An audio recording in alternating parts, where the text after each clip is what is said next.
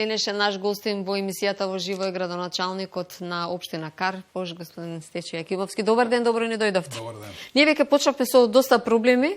Можеше само една камера да не улови и да не слушаат граѓаните. Шала на страна, шега на страна. Долгогодишниот проблем кој што го има жителите во населбата Трнодол веќе е решен. Има една интервенција од страна на стручните служби, тоа е во сработка со водовод и канализација на улицата Нерешка. Тоа е Жданец.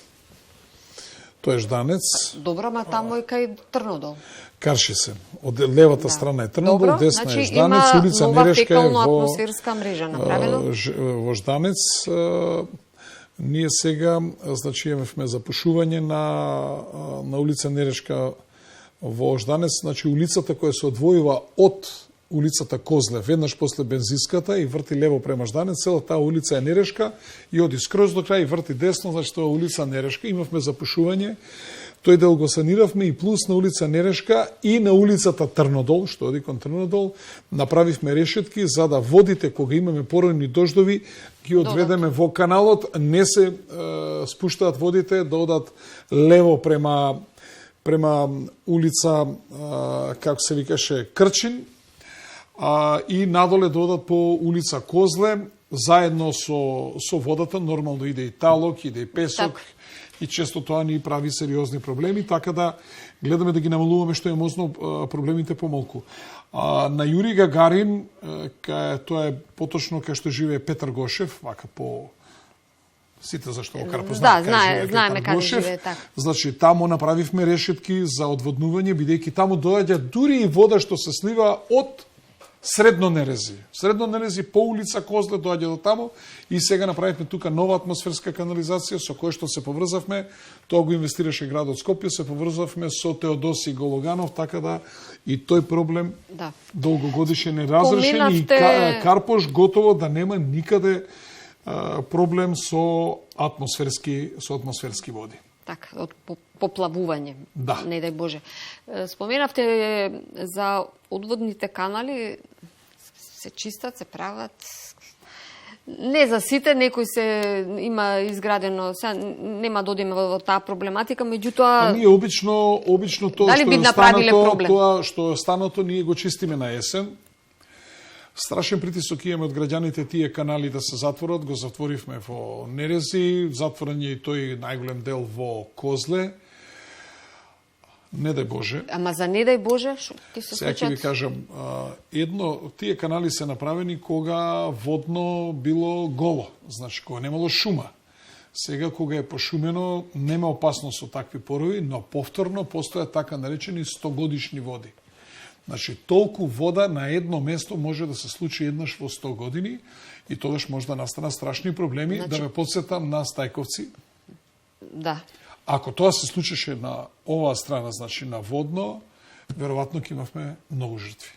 Многу повеќе него тоа што се случи во Стајковци и тој дел. Добро, верувам дека затоа со стихијата никогаш не смееме да ја подценуваме. Опасноста од стихијата не смееме да ја гледаме од денешен нагол. Значи, мора да ја почитуваме науката. Има годишни води, има 10 годишни, има 30 годишни, има 100 годишни води. Значи, еднаш на 100 години се случуваат големи поплави и тогаш може да има и жртви. И затоа мораме комплетен респект према тие канали што ги правил некој веројатно постручен и попаметен од нас. Така. Донесовте на последната седница дека уличното осветлување некако целосна реакција е, се вози, се пешачи во мрак. Не е точно дека се пешачи, видите.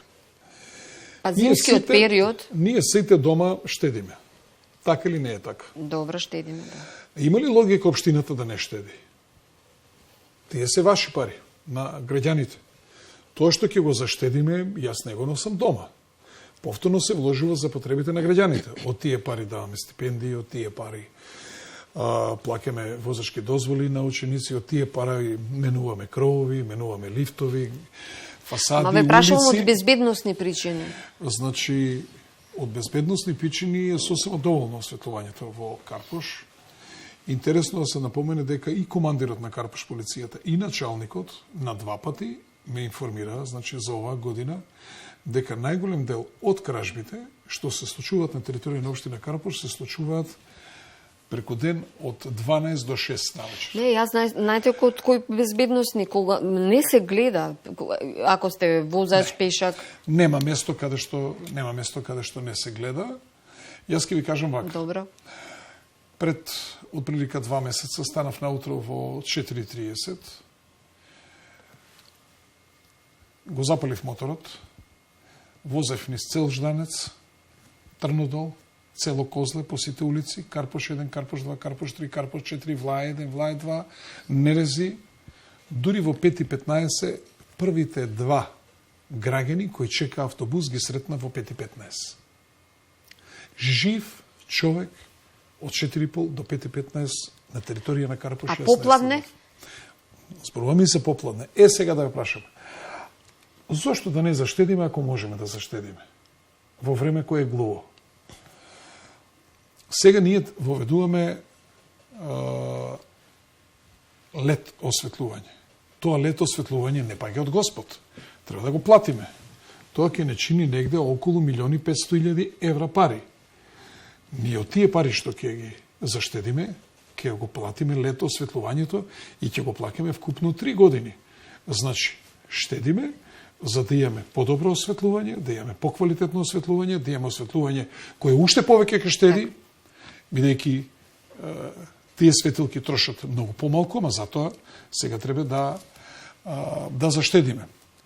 Сега, јас како, инаку ќе ви кажам, исто така имам станато рано наутро и сум ги гледал сите влезови, например по Партизанска. Од цела Партизанска, дали знаете дека пред секој влез има едно светло, кој што треба да свети константно, цела ноќ. Друго е, кога ќе влезете внатре, треба да упалите или по автоматизам да ви се вклучи по скалите. Значи, надворешното светло пред секој. Знаете, по цела Партизанска на територија на општина Карпош, колку светилки светат на влезови? Само 6. Значи, граѓаните штедат. На Елинденски има нешто повеќе, и ако има помалку згради, има 10. Значи, кујтните совети, граѓаните штедат, а само општината не треба да штеди. Ние не можеме да го богатиме евана во ваква ситуација кога цените растат. Сега се зборува дека зимскиот период ќе порасне цената на струјата.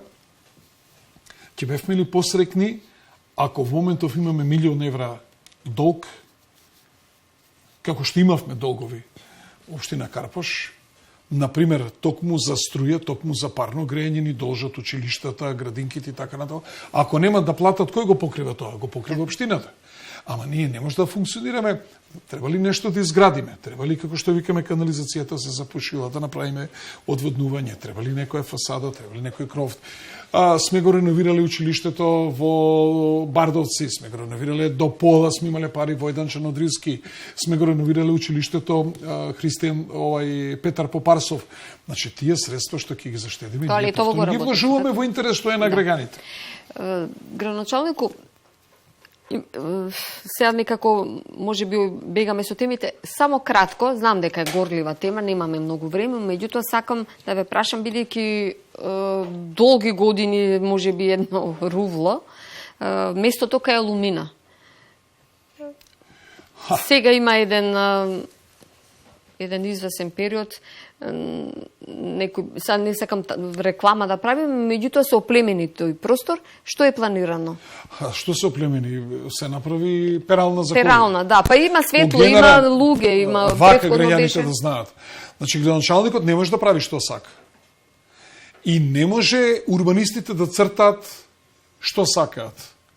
Постои генерален план. И тој вели, генералниот план вели, на местото, а на Алумина ќе има домување. И ќе има деловен, значи стамбено деловен простор ќе може да се прави. И има параметри.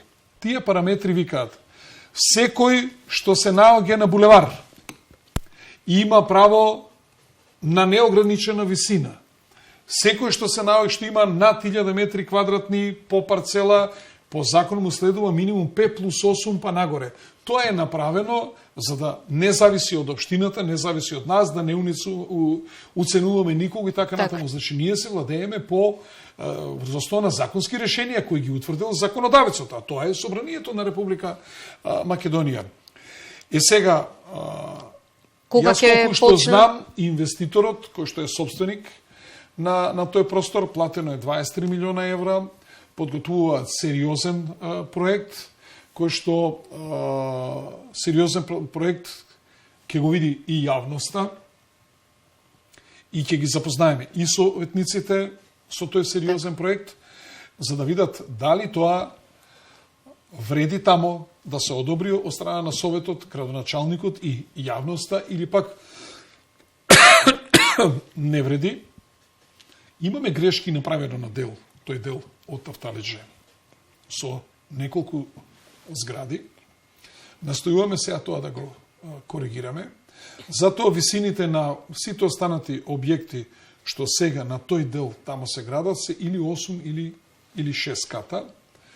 И затоа инсистираме на собственикот да ни понуди сериозен проект токму за Алумина, бидејќи местото е ударно, се наоѓа на два булевари, на 8 септември и Теодоси Голганов, и не можеме да дозволиме да се гради било што. Тоа навистина треба да биде нешто убаво, што буквално ќе биде олицетворение на местото на самата само општина. кратко две теми, немаме многу време. Зонско паркирање ќе воведете во општината? Како е со паркирање? Значи, зонско паркирање е потреба на граѓаните во моментов. Поготово на граѓаните од Карпош 1, Карпош 2, на граѓаните кои што живеат на млечен ресторан и граѓаните кои што живеат од кај Министерство за економија. Зошто?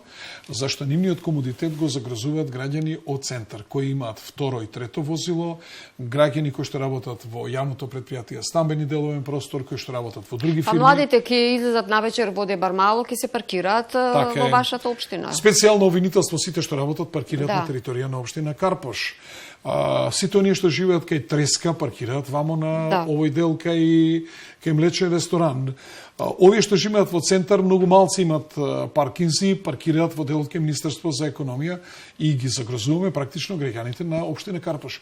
Затоа ни е потребно да вовеме зонско паркирање, за да се ослободиме од тие возила, да се ослободиме и од оние што има хаварисани возила, бидејќи нема закон за подигање на хаварисаните возила. Порано на времето имаше акции за подигнување на хаварисани возила? Нема закон за подигање на хаварисани возила, како има и несовесни граѓани кои што кој ќе начека слободно место, го паркира возилото со кое што врши трговија, односно го продава возилото, практично ќе се ослободиме нив, али за тоа ни треба детален урбанистички план. Ние сме дојдени до крај за воведување на зонско паркирање, сме донели и одлука на Совет, меѓутоа Министерството за внатрешни работи вика дајте ни извод од урбанистички план, а ние немаме урбанистички план. Значи урбанистичките планови се потреба на граѓаните на општина Карпош. Тие не му требаат на градоначалникот, тие не ми требаат на мене, им требаат на граѓаните за решавање на сите нивни проблеми. На крај се една убава работа. За прв пат во вашата општина се одржаа семејни спортски игри. Да. Многу ми се допаѓа оваа идеја. Тоа беше идеја на професорот Вангел, професорот од Факултетот за физичко воспитување, тој едно време беше и пратеник, сега е пензионер, и кога дојде со идејата кај мене, јас веднаш ја прифатив и ја предложив на седница на Совет. Мислам дека е одлична идеја и таа ќе ја поддржуваме. Идејата е да цело семејство спортува. И цело семејство се надпреварува. И да победи семејство кое што има најмногу освоени бодови во различни дисциплини. Ама тоа ми се допаѓа, не да се дружиме на, како велиме, на Вибер, на социјалните мрежи, меѓутоа да се таткото и мајката и керката и синот сите спортуваат и сите заеднички настапуваат и да победи семејство кое што е физички најподготвено. Верувам дека и граѓаните на општината одлична идеја, веднаш ја прифативме и еве сакаме да апел за сите вакви интересни, добри идеи, секој сме отворени за соработка. Градоначалнику, ви благодарам што бевте дел од емисијата. Ние за тоа ја отворивме оваа програма за да ја прикажеме на граѓаните, на градоначалниците, каде што се градоначалници на тие општини, да ја прикажеме работата на локалната самоуправа. Ви благодарам јас вам.